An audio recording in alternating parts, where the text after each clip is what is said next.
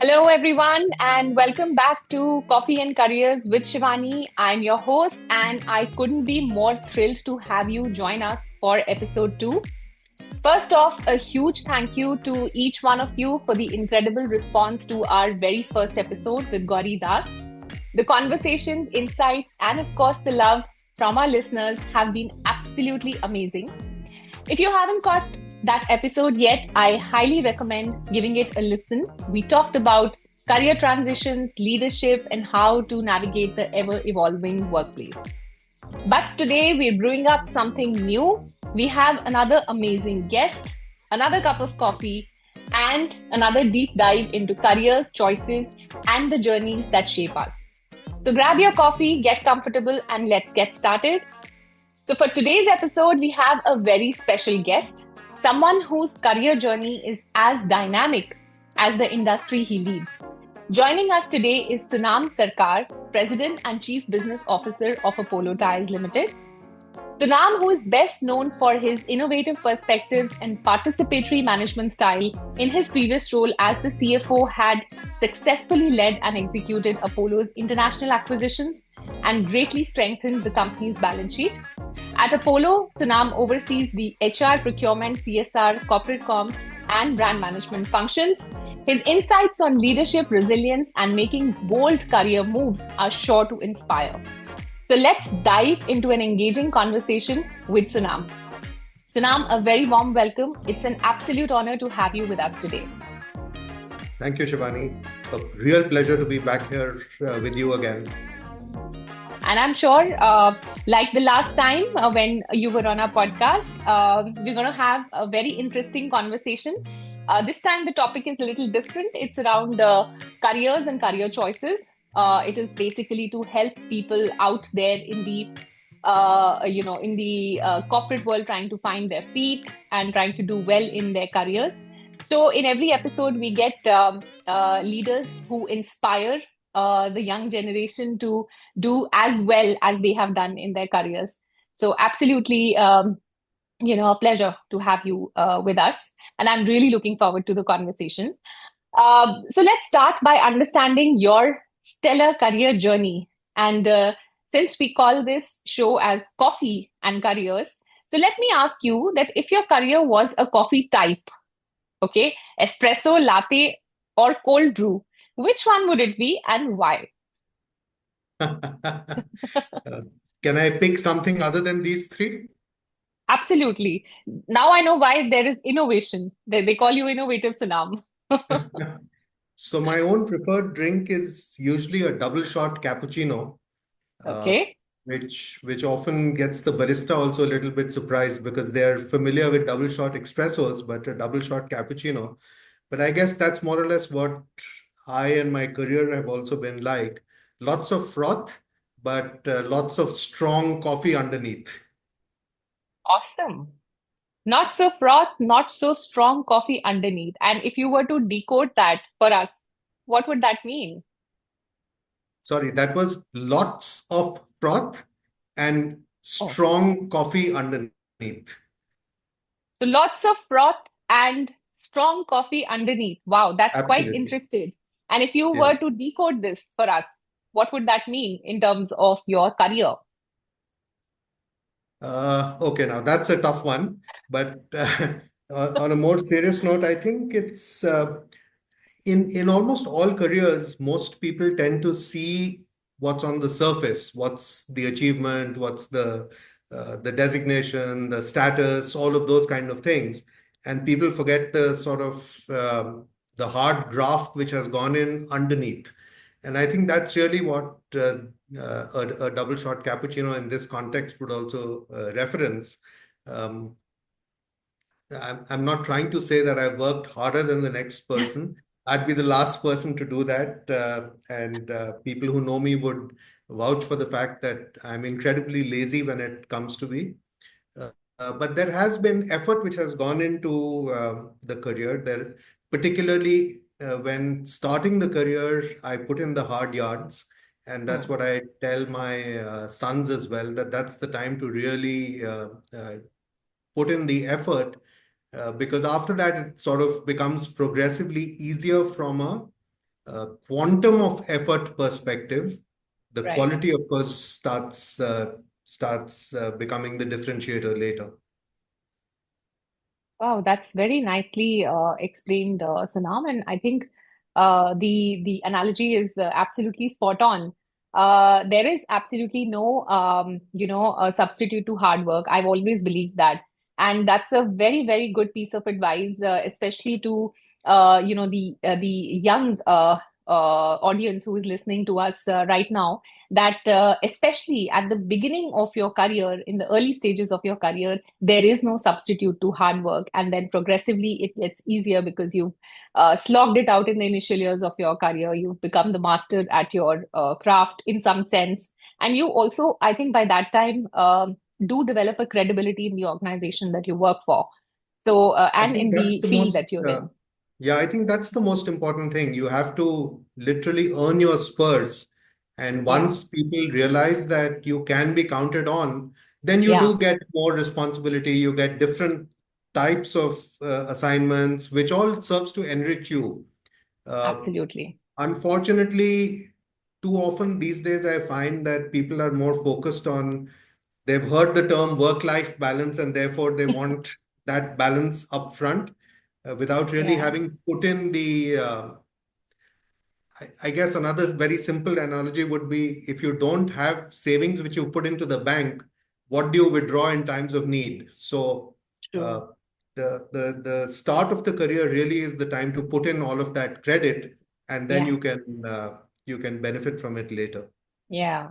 So initially you put the credits so that you can make the debits later on. I think that would explain it the way you just said it. I think the term that really stands out is how much an organization can count on you. I think that is one of the key defining factors of any successful person in the organization. And that brings me to another question, Sunam. You know, every year there is a bunch of freshers who join an organization with the dream of one day heading that organization, but there is only one who makes it to the C suite, and you are that one. So how did you get to where you are today, and what are the skills that have helped you to get where you are? I think our listeners will benefit a lot from that what does it take to really go up to the topmost level in an organization? I guess one of the first things that I would say is perhaps not something that most people would like to hear, but I do believe that luck plays a part in every individual's career. You've sort Hmm. of got to be at the right place at the right time, but then it depends upon the individual as to what he or she does with the Yeah, opportunity which you might get.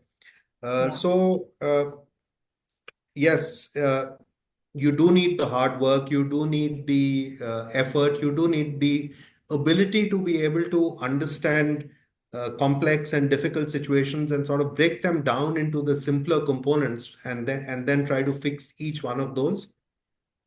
I think that's really something that you also pointed out. The organization must see that they can count upon you hmm. when they need it, and it's not only it should not only be one way as to what can you get out of the organization.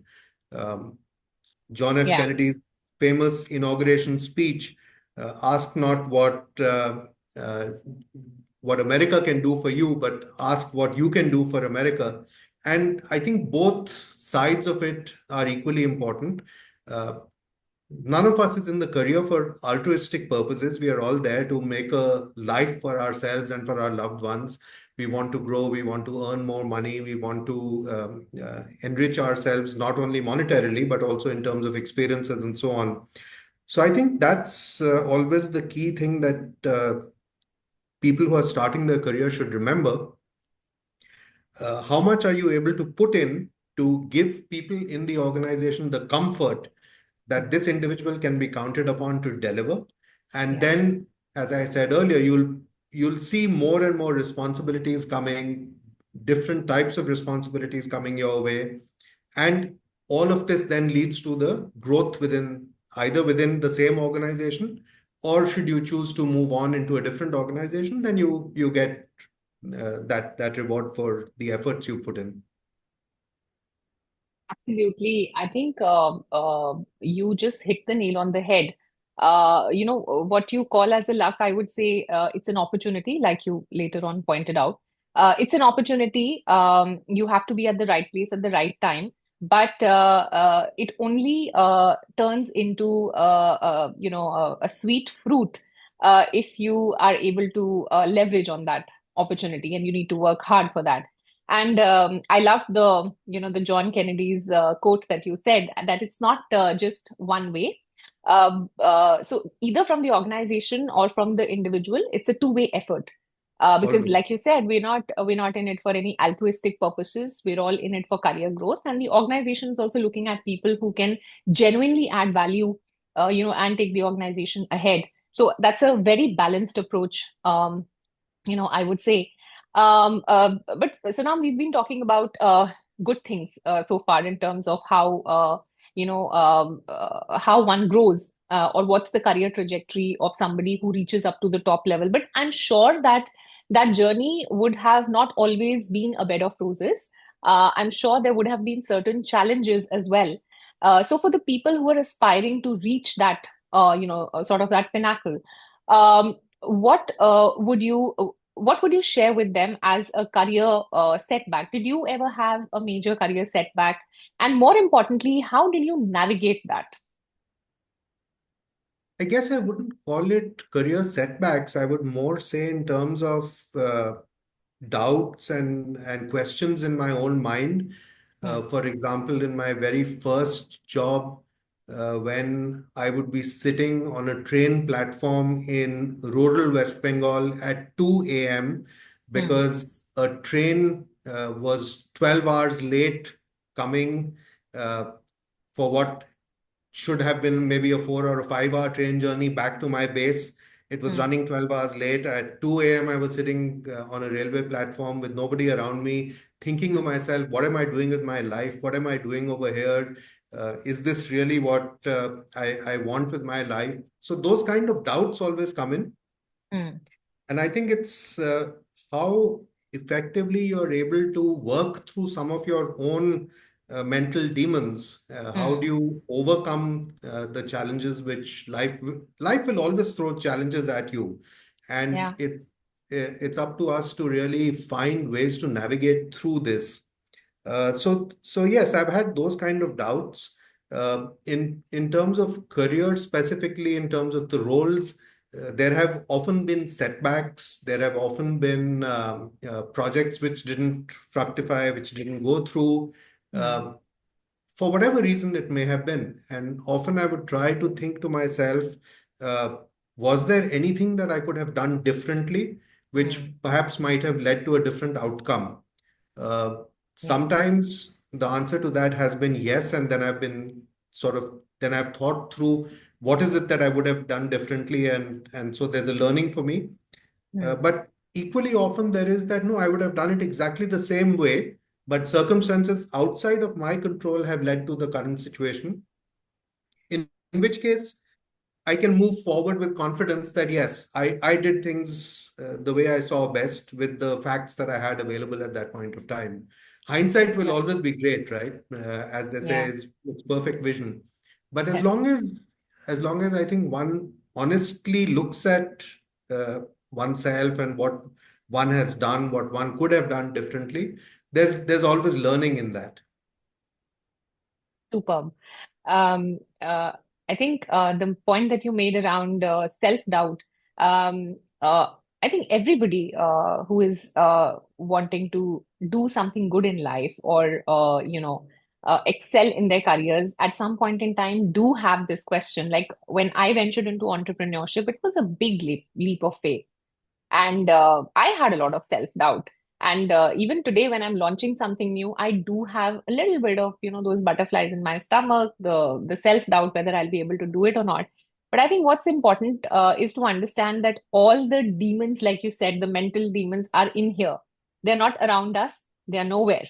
They're all in here. So I think having the ability to deal with those demons is what probably takes a person out of that sense of self doubt. And from all of the examples that you shared in terms of the resilience, in terms of the learnings from the setbacks, I think I would give it one word, which is resilience. Because it's a choice. I personally believe that it's a choice that you have, that you want to learn from your setbacks, or you just want to sort of cling to them and carry them, like a baggage for the rest of your lives. That's a choice that you have. And people, and I have seen in my own experience, and Sunam, you're a living example of this, that if you choose to look at your setbacks as a learning, and not as something that has really pulled you down in life, I think you can aim for the stars. You can reach wherever you want to in your career. But if you choose to carry them as baggage, then there is only as much as you can walk ahead with a heavy load on your shoulders. So somewhere you will stumble and you will fall down. So I think that was a beautiful point, around the whole learning part, learning from the setbacks. So exactly, Sonam, where was the turning point in your career that changed everything for you? Uh, I'm not sure there was one single turning point. There have been a few which sort of have helped me to move on to the next level and given me the greater opportunity. Hmm. But maybe if I were to identify just the one, then I have to say that it would be when I first interviewed at my present company, and I wasn't ever a great student, so I didn't have the best academic qualifications and so on. And the person who was interviewing me, the chairman of the company, he actually mentioned that uh, I have looked at a lot of candidates with far greater educational qualifications than you, Hmm. but I feel I would like to go ahead with you instead of, and I haven't chosen any of them. I'd like to go ahead with you. So I think that was definitely something which not just gave me an opportunity which I was able to then build upon, but also it told me something about the whole recruitment process and the Hmm. gentleman's perspective on life, Hmm. that let's not get bogged down by only one aspect. In that case, he mentioned specifically the academic qualifications, but Yeah. let's not get bogged down by just one aspect of the individual we are speaking with. Let's try and look at a more holistic picture and then see, are there other aspects which sort of outweigh the perceived negative of the one aspect? Hmm. Awesome. I think again, I think you really just now sort of bust a myth, and that myth is associated with the academic qualifications. And I'm sure people today who are listening to us, especially people who are still pursuing their academics, would get a lot of comfort by this statement that academics are in no way a reflection of your capability. Not to undermine the importance of academics. Of course, education is important, but it sort of does not define really who you are. And I have also personally experienced this, Sunam, that people who were probably mediocres in their academic lives, including myself, uh, have done well in life. So I totally agree with that. That academics are not a defining point for anybody in their careers, and they're not a reflection of your full capability and your competence. And I think a lot of people today will get comfort by hearing that, especially people who are fretting over exams these days. It's exam time. So, great career advice. Now, I'll come to a slightly, different question in terms of, we've been talking about what has worked well for you, and what has been your biggest setback. I'd like to talk to you about career stagnation. It is for real, and a lot of people, in today's times, experience that stagnation at some point in time in their careers. I want to ask you, has that happened with you? And what's your advice for people who are grappling with career stagnation at any stage of career that they're in? I agree with you, Shivani, that career stagnation is a real issue, and a lot of people face it because also let's be quite clear, the pyramid just keeps narrowing as you move higher and higher up, right? So By definition, therefore, at every stage, you will probably have to spend more and more time before you can move up to the next stage. Yeah. I think I think what's worked for me, and I would strongly urge people to look at that, is not only to think of growth as being vertical, but also to think of growth as being horizontal. If you see my career journey, I started off as a sales and marketing professional, but I've led the functions of finance, of HR, of uh, strategy, supply chain, various different functions. Mm. Of course, beyond a point, uh, it's less about functional expertise and more about managing teams and getting the best out of teams, which is why I haven't really felt the lack of a functional grounding in some of the roles which I have done. Mm. I also understand that you have to be given those opportunities to be able to look at those functions and not just stagnate in the current function that you are in. But I think Mm. above all, and this is where I don't see enough people taking that initiative out of maybe fear or worry or whatever. I think above all, the individual himself or herself must put up the hand and ask for something outside of the comfort zone. Mm. In my experience, management teams appreciate people like that and don't see it as a negative in any sense at all.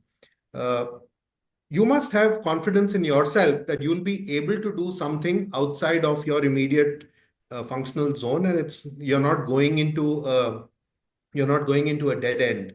It Yeah. As an individual, it will enrich you greatly, but even more, the organization will see you as a competent person who's proving uh, himself or herself in different areas of the organization. Very true. Very true. Sunam, I think the greatest takeaway is that one when one says when one talks about growth, it's not just vertical. I think it's a stellar advice for people because usually people associate growth with the vertical movement, but horizontal movement, honestly, to my mind, horizontal movement is the real growth because it's not just a growth in your designation, it's a growth in your experience, in your expertise, in your competency. And in the long run, and again, you're a living example. In the long run, people who've experienced horizontal growth experience a far, far higher or better, vertical growth. I totally agree with that. I also feel that if you continue to add value to whichever function you're in or to the organization, let me put it like that.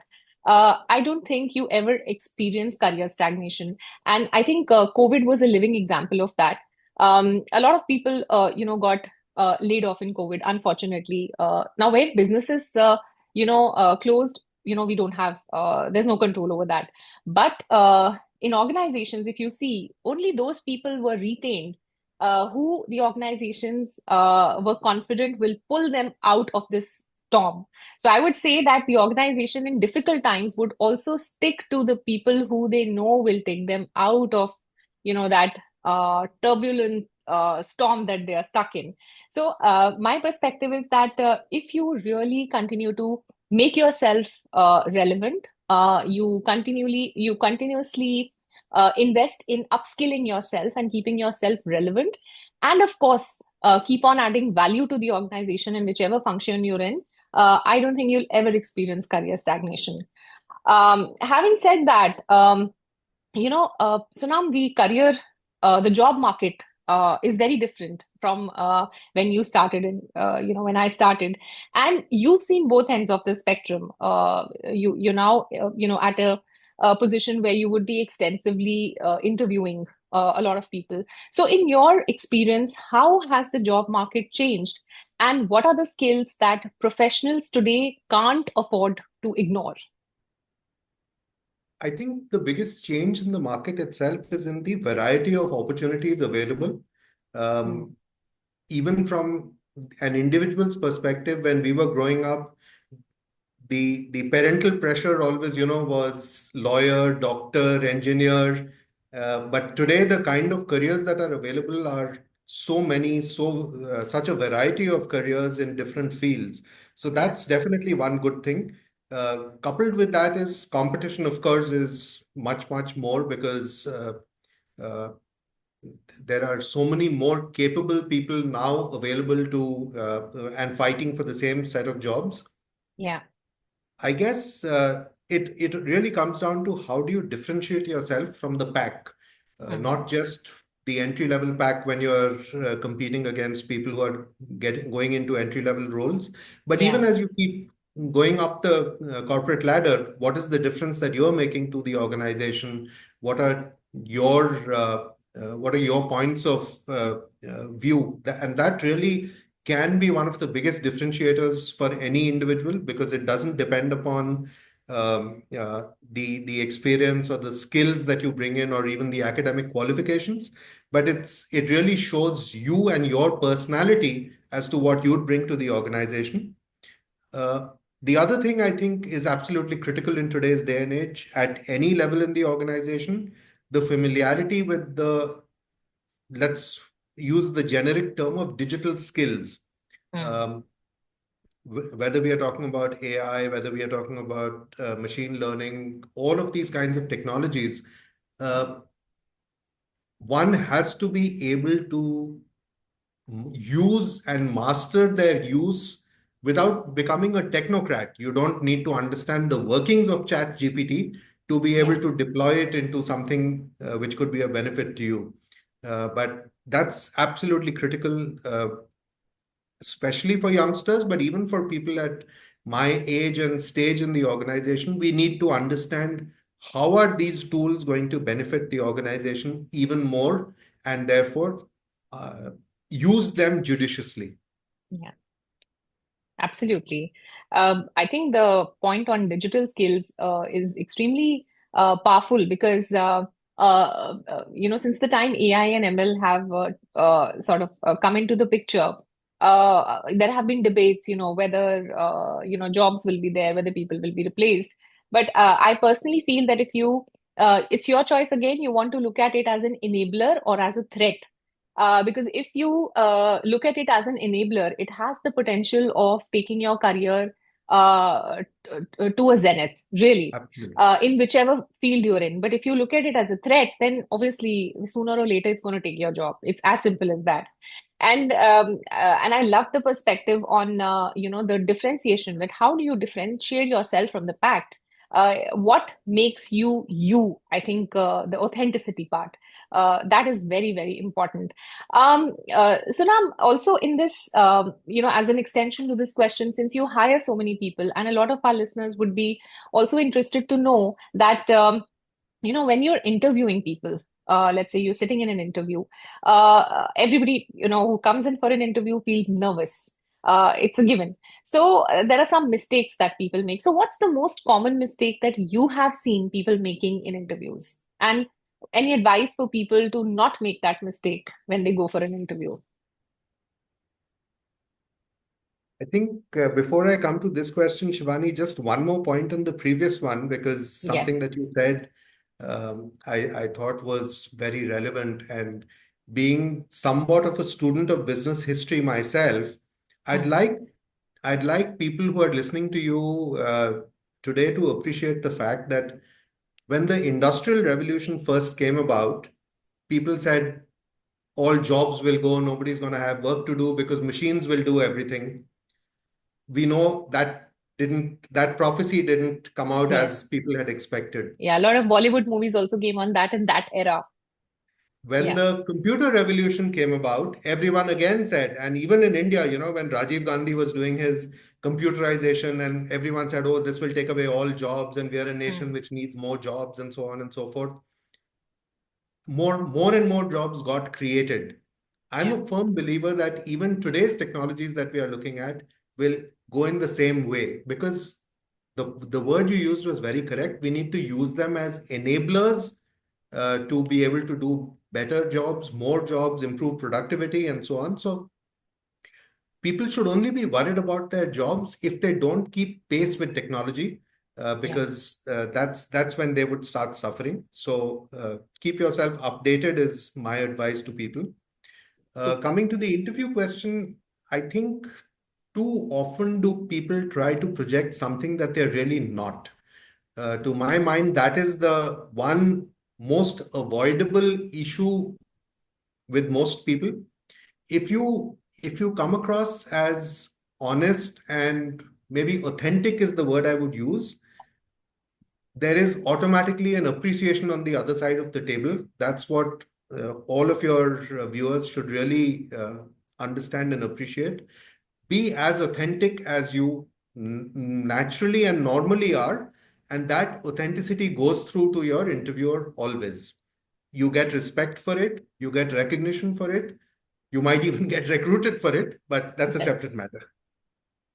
Yeah, and Sunam, this is so interesting because I asked the same question to our previous guest, and her response was also because she's an HR head with an organization, and she does interviews almost on a daily basis, and this was exactly the same point that she made, that the most common mistake people made is that they are not themselves.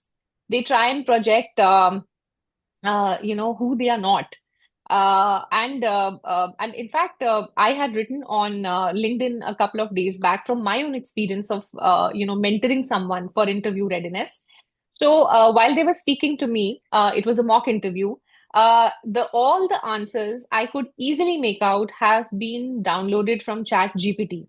Now, when I say use it as an enabler, I do not mean control C, control V. I do not mean that. Yeah, So, yeah, so you need to know where to use ChatGPT also. So I completely endorse it, and I think every senior leader in today's time would endorse this fact that don't project who you are not. In a haste to impress the interviewer, you're actually, it's working the other way around. So, very, very valid point. So, authenticity, I think, really, really brings a lot of credibility into the whole process. And I have in my career also, I have hired people who probably were a little low on skills, but very high on authenticity and honesty. yeah, Because there's an old saying, I'm sure all of us know that you can always train for skills, but not for the attitude and not for the authenticity. So yeah. I think that really goes a long way, especially when it comes to making careers. Superb. I'm enjoying this conversation a lot. I'm sure you are too, and I'm sure our listeners are also Indeed, I am. finding this of value. Now, Sunam, I'll come to mentorship now. How important do you think is mentorship in career growth? Do you have, or did you have a mentor in your career journey? And how did they help you in navigating your career's highs and lows? We'll be very curious to know that. Who I think mentored Sunam Sarkar?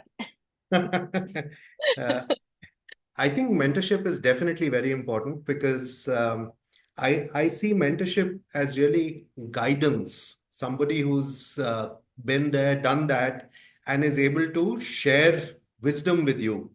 Uh, I don't think I can name any one mentor because there have been so many of them, and it's unfair if I were to name just one because I've seen the value of each one of them. Sometimes Sure. maybe for different reasons, but in general, they've been as sort of lighthouses and guardrails in my journey. I've learned a lot from them. Sometimes they haven't even realized that they've been mentors to me, but I consider them as mentors just because I've learned from them and I've implemented a lot of what I've learned from them. So yes, it's very, very important to have mentors along your journey. If you can make your boss into your mentor without labeling it as such, I don't think there can be a better combination than that because you really benefit a great deal from that. Very true. I agree with the last part that if you can make your boss as a mentor, I think there is enough benefit to be, reaped not in a negative sense, but more so in the form of learning. Because I have honestly experienced two amazing bosses. who were my mentors, continue to be my mentors till today, even though I'm not working with them, but I do seek guidance from them, and I'm sure will continue to be my mentors for life. And they have been my bosses. And of course, like you said, lighthouses. I love that word. Lighthouses, people who we at any point in time, I think we don't have all the answers to whatever we are grappling with. So definitely, I give a lot of importance to the fact that one should have a mentor, or maybe a series of mentors, or whatever, but some guiding light in your career is extremely important. I have hugely benefited from my mentors, and I continue to benefit that, and I can vouch for it that it is one of the most powerful, I would say, the most powerful blessing, I would call it, that has come my way in my career journey. So very strongly agree with that. Is So indeed a now, blessing. And just on yeah, the quick one on the yeah, word, the lighthouse itself, yeah, the purpose of lighthouses is really to keep the ship off the rocks. yes, Uh, yes, and I think that's the biggest benefit that a mentor offers you yeah, because of institutional knowledge which the mentor has, or yeah. general corporate knowledge. Keep you off the rocks, allow you to steer your own way through the waters. Uh, it's not that that individual is there to hold your hand and take you from point A to point B. It's just the guidance. Wow, that is so beautifully put. So somebody to take the ship, uh, steer the ship clear of the rocks, and somebody to steer it towards the right direction. Absolutely, beautiful, beautiful analogy. Sunam, as we come to the end of this podcast, I would love to continue this conversation, but we do have a time constraint. So, my last question, and I think everybody would want to hear that from you: what's the best career advice that you have received, let's say over a coffee chat? And if you could give one piece of advice to, the people in the corporate world today, what would that be? I think maybe it's a cliche, but honestly, I've found that uh, listen more, look around you, speak only after you've absorbed everything about the situation. And again, I find people sometimes are in a rush to speak to make a point. Perhaps even our institutional recruitment processes, like the group discussion, encourage that kind of behavior. They want you to jump in and make that contribution. But I think if I were to advise people, I would just say that listen, look, absorb, and then make a point of difference. Goes back to what I had said earlier about being a differentiator, or setting yourself up as a point of difference. I would strongly stand by that. Superb. So that's the I would say the highlight of today's session. Listen, what did you say? Absorb and then speak. And there's a very interesting adage or a saying which says that God has given us two ears and one tongue so that we listen more and we speak less. And Don't but forget the two unfortunately, eyes also. So and listen, see, look, yes. and only then speak. And then speak. So we add the two eyes today into that adage, and that is so beautiful. That is so powerful, I would say. In the haste of speaking, in the haste of action, in the haste of running ahead, I think a lot of us lose the point. And I totally agree with you. The one career advice that I got in my career, and I have always stuck to it, is that have a very good work ethic. I think wherever you go, you may be good or not so good in the skills that you have. But again, if you have a good work ethic, if you have that commitment, if you have that fire in the belly, there is no stopping. You can navigate your way through any kind of rapids that come in the river of your career. There is no stopping. I'd Um, agree with you, Shivani, and it goes back to what you had said even earlier. The organization must be able to rely upon you. And if yes, you have that work ethic, they will. yes, yes, absolutely. I mean, all of us. do agree with the fact that whenever there's a problem, whenever there's an issue, we would want to go to that one person whom we know that ये निकाल लेगा, ये बचा लेगा, like ये कर लेगा. So I think Absolutely.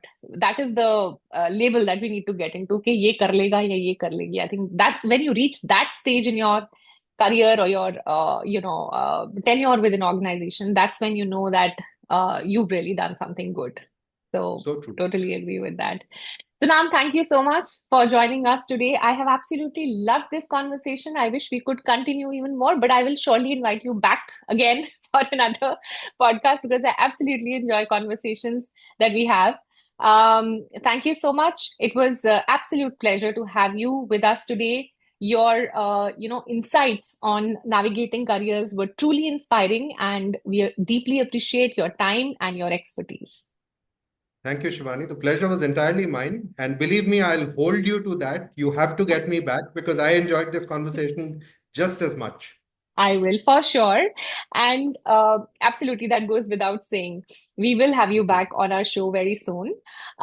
Before we wrap up, I'd love to share with our audience how Positive Vibes Consulting can support aspiring professionals in their career journey.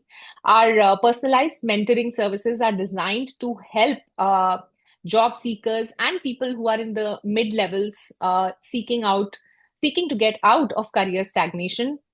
A lot of interventions such as creating a standout CV, optimizing your LinkedIn profile, or preparing you for interviews with confidence, or just pure overcoming career stagnation. We have a pool of very good and seasoned mentors who handhold and guide you and become the lighthouses, as we just spoke about. If you're ready to take your career to the next level, feel free to reach out to us on the contact numbers given below. Thank you for tuning in, and see you after 2 weeks with another exciting session with another power speaker. Keep growing, keep thriving.